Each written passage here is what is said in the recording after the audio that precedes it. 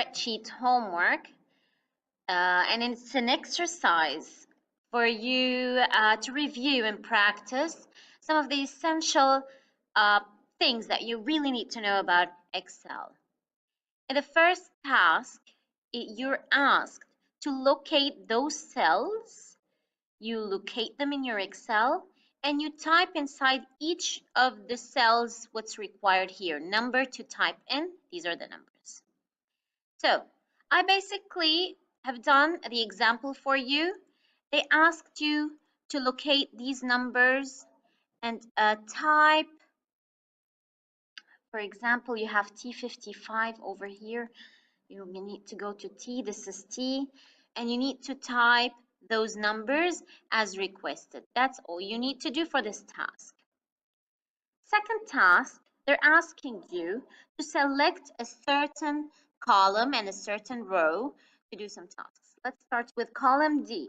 How do you select it? You just click on D here on the same letter column. D, that's how do we select it. And you click on bold. The other one, you select row. This is row 15. As you can see, this is row 15. And after you select it, you will see it highlighted as is shown here. And you will click here to fill it with color. That's how we color it. You will color it with yellow, as shown as well. Then here, select block of cells. The block of cells, whenever it says this way, it means you start to click and drag to highlight those block of cells. So you click and drag to select it, and then you change the color and you make it bold as well, as the request says. Now here,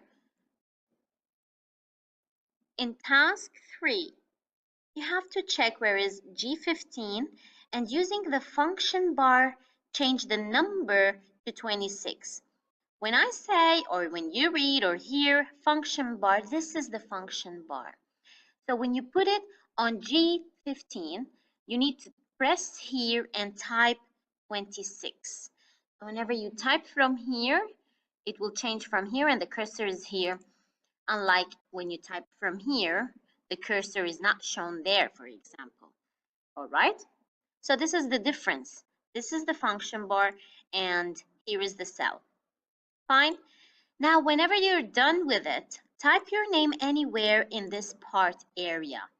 Here, here, here. But make sure you don't type it below row 28, 48, 49, because it's going to show in the second page when you print it.